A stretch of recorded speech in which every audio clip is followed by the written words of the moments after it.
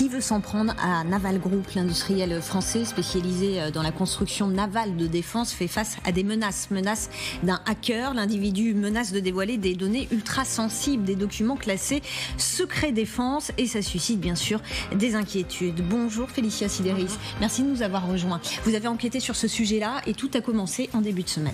Oui, précisément dans la nuit du mardi 22 au mercredi 23 juillet, un cybercriminel prétend détenir 1 téraoctet de documents classés, vous l'avez dit, secret défense, qui appartiendrait donc à Naval Group. Donc, comme vous le voyez sur ces images, qui sont en fait des captures d'écran faites par un expert en cybersécurité, cet hacker nous dit détenir le code source du CMS. Le CMS, très précisément, c'est le système de gestion de combat des bâtiments français.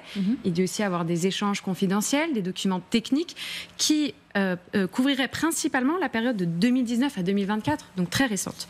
Puis, vous allez le voir en rouge, alors c'est écrit un petit peu petit, mais le hacker n'a qu'une seule exigence, que Naval Group prenne contact avec lui dans 72 heures.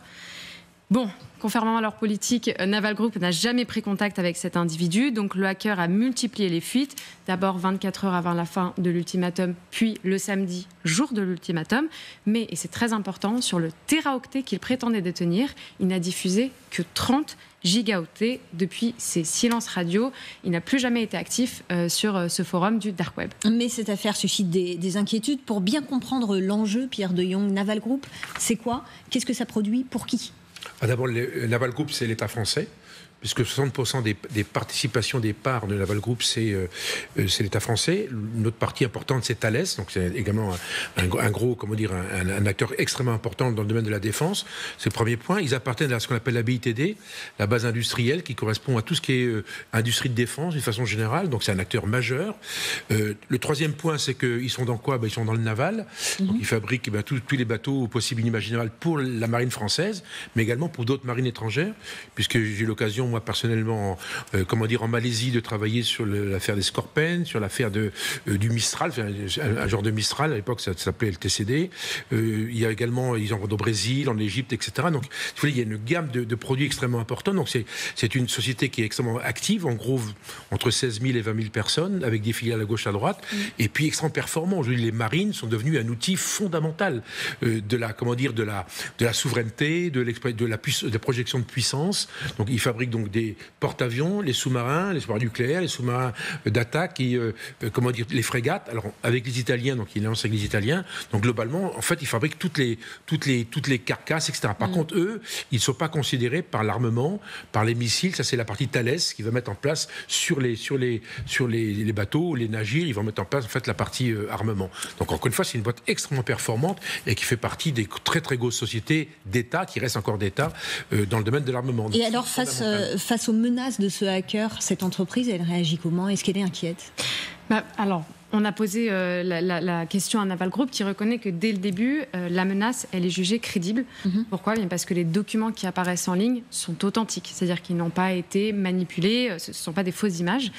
Mais par contre, attention, et ça c'est la dernière information que nous donne le groupe ce matin, les données publiées ne proviennent pas du principal système d'information entreprise. C'est-à-dire que si elles concernent Naval Group, elles ne sont pas forcément issues de Naval Group, et la distinction est importante. C'est d'ailleurs pour ça qu'ils continuent à chercher la provenance et l'appartenance de ces documents qui ont fuité. Autre élément assez rassurant, parmi tous les fichiers en ligne, on ne trouve aucune donnée classifiée secret, donc soit confidentielle, soit secret défense. Et ce matin, le groupe nous confirme encore une fois que la diffusion de ces fichiers ne porte donc pas préjudice aux navires en France ou à l'international. Dernier point important, aucune intrusion n'a été détectée dans les systèmes informatiques. C'est d'ailleurs pour ça que Naval Group ne parle pas de cyberattaque ou de piratage, mais de cybermalveillance. D'ailleurs, dans le communiqué qu'ils ont publié dans la soirée du samedi après l'ultimatum, eux évoquent une attaque réputationnelle. Oui, alors c'est vrai que ces derniers jours, on s'est posé des questions. Est-ce que c'est vraiment une cyberattaque? Est-ce que c'est une tentative de déstabilisation? Jean-Antoine Duprat, ça vous fait penser à quoi, vous? Toutes les hypothèses sont sur la table. Il y a l'ombre de la Russie, évidemment. Il n'y a jamais de coïncidence. Mais il y a aussi des concurrents. concurrents européens, concurrents américains. Donc l'attaque réputationnelle, on l'a vu dans un autre sens quand il y a eu l'affaire des 3 Rafales soi-disant abattus. On a exploité... Parce qu'il faut savoir que dans l'information, il y a l'information grise, il y a l'information noire. Là, on est plutôt dans ce qui est accessible apparemment assez facilement sur Naval Group. Peut-être qu'il sert de faire sa promotion des produits qu'il vend. Donc c'est là-dessus. Et si on attaque là-dessus, effectivement, c'est pour attaquer la réputation. Alors pourquoi ? Fiabilité, décrédibiliser la fiabilité ou aider les concurrents à se placer. Les Russes peut-être aussi pour montrer que l'armée française n'est pas au top niveau qu'elle est. Parce que ce qu'il faut savoir, c'est une Naval Group, je parle sous votre contrôle, mais ils ont une expertise terrible du début à la fin du process. Oui. Ils maîtrisent absolument tout. Donc ça, c'est important. Un autre élément qui peut être ennuyeux, c'est plutôt les sous-traitants. Les niveaux de sécurité, je pense, au niveau de Naval Group sont très très importants, comme chez Thales. Après, il y a les sous-traitants. Et là, c'est plus compliqué. Donc, s'il y avait des attaques qui auraient plus de chances peut-être de toucher des éléments sensibles, c'est chez les sous-traitants, même si Thales a l'habitude, bien entendu, de former considérablement son personnel et ses sous-traitants aux normes de sécurité. Félicia, quand on demande à Naval Group, est-ce que vous voyez l'ombre de la Russie derrière tout ça ? D'abord, est-ce qu'ils répondent ? Est-ce que vous avez obtenu des éléments ? Alors, ils nous expliquent, et d'ailleurs la piste des sous-traitants est étudiée, mais comme toutes les autres pistes. Aujourd'hui, à l'heure où je vous parle, je les ai encore eu tout à l'heure, il n'y a pas de piste privilégiée. Mais en fait, pourquoi est-ce qu'on pense à la Russie aussi ? Parce que il est apparu sur un message sur Telegram en début de mois, donc quelques jours avant cette attaque. Vous allez le voir, c'est sur le groupe sur le compte en anglais Telegram du hacker russe NoName5716 qui assure avoir réussi à infiltrer le périmètre interne de la société française de défense Naval Group et obtenu de nombreuses données intéressantes. Sauf qu'en fait, ce que nous explique Naval Group, c'est que cette attaque du début de mois de juillet n'a pour l'heure aucun lien avec celle dont on parle aujourd'hui sur ce plateau. C'est-à-dire que cette attaque avait touché Pixeo. Pixeo, c'est leur service de visioconférence comme Zoom ou Teams. Donc pour eux, cet incident n'est pas nécessairement corrélé à ce qu'on a vu sur le groupe de hackers russes, NoName5716. Et comme l'a très justement dit Jean-Antoine Dupont, en fait, on regarde la Russie, mais cette attaque, elle arrive dans un contexte global de durcissement de la menace réputationnelle qui visait la France. Et ça, c'est la direction du renseignement et de la sécurité de la défense qui le dit, dans une très récente note publiée il y a quelques jours. Ce service, qui est donc un service de renseignement, notait un nombre de plus en plus élevé d'ingérences contre la base industrielle de défense du pays. Et à noter qu'à ce jour, ces attaques ont pu avoir des conséquences financières, mais elles n'ont jamais eu de conséquences opérationnelles notables sur les armées françaises. C'est vrai, Gwendoline, qu'on est dans un contexte d'augmentation des menaces et des attaques contre la France. Ah oui, très clairement. Je crois que les services le disent assez. La DRSD l'a dit. L'ancien chef d'état-major maintenant, Thierry Burkhardt, qui en parlait encore il y a quelques semaines. Alors là, il en parlait concernant la Russie. Il disait que la Russie frappait tous les jours dans le champ informationnel, dans le champ cyber. Et puis, il y a tout l'écosystème de cybercriminels. Ça, la DRSD le dit assez bien. En précisant, si je ne me trompe pas d'ailleurs, dans la note à laquelle vous faisiez référence, que les attaques cyber, c'est beaucoup. Mais la principale menace aujourd'hui que remarquent les services concernés, ça reste la menace d'ingérence humaine, c'est-à-dire du sabotage. Ça va être les Chinois qui vont envoyer un étudiant dans un laboratoire de recherche d'une entreprise qui fait partie justement de cette BIDD française. Donc il y a aussi, il faut le dire, une vraie conscience de l'État, des vraies actions importantes de l'État.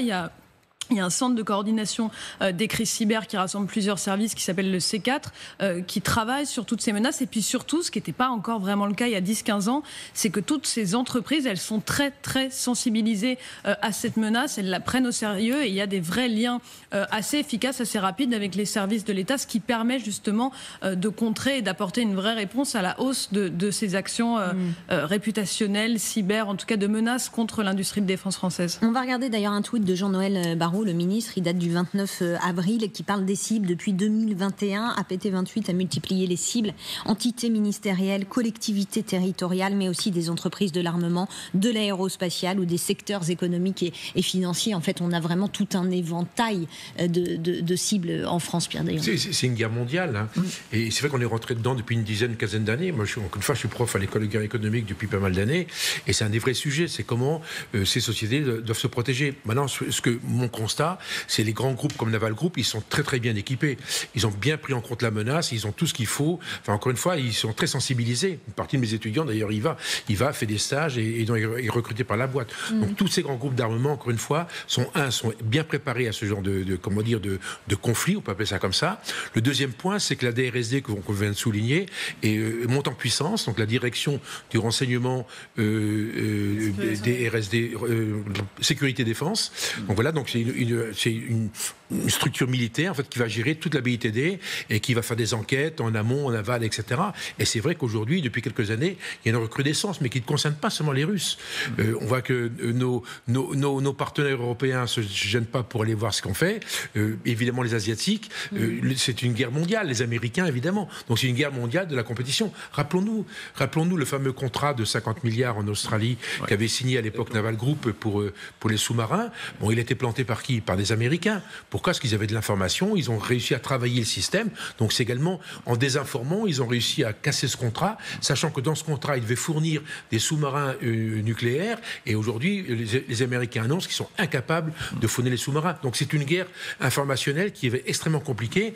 Et encore une fois, le Naval Group que je connais bien, j'ai eu l'occasion de travailler avec eux en Asie, comme j'ai pu vous le dire. Et je sais que c'est une société qui est extrêmement sensibilisée sur ces questions-là. Et je retiens ce que vous avez dit à l'instant, c'est qu'on n'est pas dans le cadre d'une intrusion, on n'est pas dans le cadre d'un hacker qui a réussi à pénétrer le système de sécurité. En fait, ce personnage, ce hacker, on va dire ce personnage, parce que le mot hacker est un peu fort en l'occurrence, a de l'information, a récupéré des données qui sont confidentielles mais qui ne sont pas secrètes et essaie de les vendre d'une façon ou d'une autre ou de déstabiliser l'entreprise en les diffusant par petits paquets pour démontrer à quel point c'est crédible et c'est valable. Mais encore une fois, c'est pas secret, c'est simplement confidentiel. Alors on a parlé de Naval Group, Jean-Antoine Duprat, les entités ministérielles, les collectivités territoriales, les entreprises de l'aérospatiale, globalement, est-ce que toutes ces entités-là sont prêtes face à ce risque et ces menaces? Il y a eu beaucoup de progrès qui ont été faits en France à ce niveau-là, considérablement. Les effectifs d'ailleurs qui s'occupent de ces éléments de sécurité, il y a une coordination entre l'État, les entreprises privées qui est très forte. Et c'est vrai qu'on est quand même en pointe en France à ce niveau-là. On n'empêche pas complètement, bien entendu, les hackers de procéder, mais malgré tout, il y a quand même des barrières qui sont très efficaces. C'est pour ça que là, moi, je pense plutôt, effectivement, c'est une espèce de montage qui a été fait à partir d'éléments plus ou moins facilement accessibles. Pour apporter un coup à la réputation du groupe. Alors, dans quelle finalité, on ne sait pas trop, mais ce n'est pas une demande de rançon, je crois. Non. Donc, il dit simplement prendre contact. Prendre contact, ça veut dire quoi? Donc la question elle est là, c'est simplement peut-être pour instiller le doute dans l'esprit, parce que derrière ça, on est certain, quand on voit la façon dont tout est sécurisé aujourd'hui, franchement, je ne pense pas que ça soit une attaque qui est vraiment ciblée le cœur du